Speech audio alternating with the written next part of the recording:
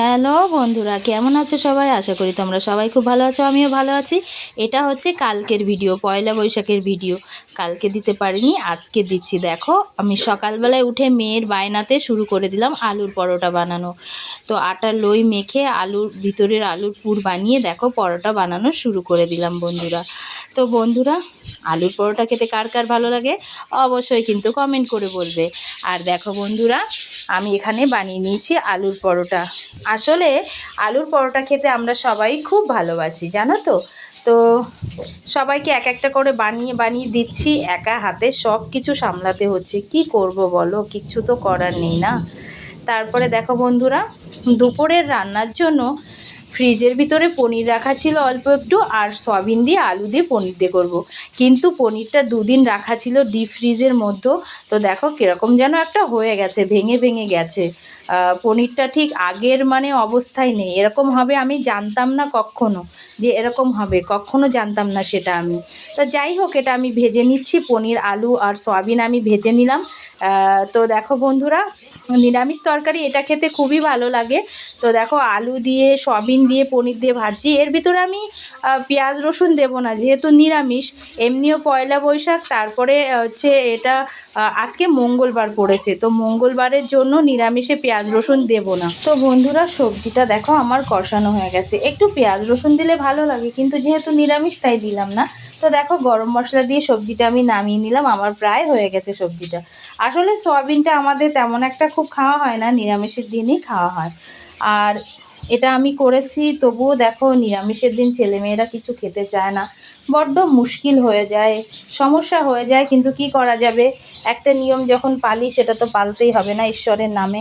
মঙ্গলবারটা আমরা নিরামিষ খাই, এই দিনটা আমার খুব খাটনি পড়ে যায়, জানো তো বন্ধুরা। তো যাই হোক, দুপুরে রান্নাবান্না শেষের পরে আমি একটু চলে গেলাম বাজারে বিকেলের দিকে, কারণ এখানে আবার আমার শ্বশুরমশাই এসে বলছে যে তাকে গুড়ের পায়েস রান্না করে খাওয়াতে হবে।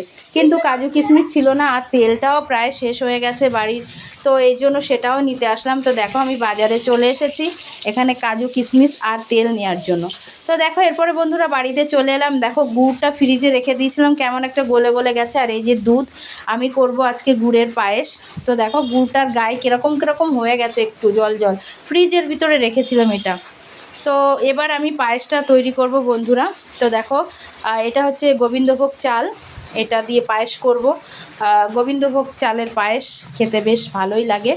তো দেখো এর মাঝখানে আমি আমার রাতের ডিনার একটু কফি, আজকে গুড় দিয়ে কফি বানিয়েছি আমি। তো একটু কফি আর দুটো নিমকিন আমি খেয়ে নেব, এটা হচ্ছে আমার রাতের ডিনার। আর রাত্রে আমি বেশিরভাগ দিন ভাত খাই না, যদি কোনো দিন ওষুধ খাওয়ার থাকে তাহলে সেদিন খাই, না হলে খাই না। আর এদিকে দেখো পায়েসটা তৈরি হচ্ছে বন্ধুরা। আর এতে আমি দুটো তেজপাতা এর ভিতরে দিয়ে দিলাম। আর দেখো বন্ধুরা, আমি একটু লবণ দিয়ে দিলাম। আমি জানি না তোমরা পায়েসে লবণ দাও কিনা, আমি দিয়ে দিই, কারণ এতে আমার স্বাদটা ভালো লাগে, মিষ্টির স্বাদটা দারুণ হয়। তো দেখো পায়েস প্রায় হয়ে গেছে, এবার আমি গুড়টা দিয়ে দেবো। তো এখানে দুটো পাটালি ছিল বন্ধুরা, কিন্তু আমি একটা পাটালি দিয়েছি, দুটো দিলে আর পায়েসটা খেতে হবে না। আর একটা পাটালি আমি স্টোর করে রেখে দিয়েছি। আর দেখো এই কাজু কিশমিশগুলো দিচ্ছি, খুব বেশি দেইনি, কারণ আমাদের বাড়িতে কাজু কিশমিশটা অতটা কেউ পায়েসে পছন্দ করে না। আর দেখো এই যে একটা গুড় আমি পাটালি রেখে দিয়েছি, এটা আমি ফ্রিজে স্টোর করে রেখে দেবো বাটির ভিতরে। তো বন্ধুরা, তোমরা কি কেউ গুড়ের পায়েস খেতে ভালোবাসো? আমার কিন্তু বেশ ভালোই লাগে, পায়েস করলে গুড়ের পায়েসটাই ভালো লাগে। তো দেখো বন্ধুরা, আমার পায়েসটা এখানে কমপ্লিট।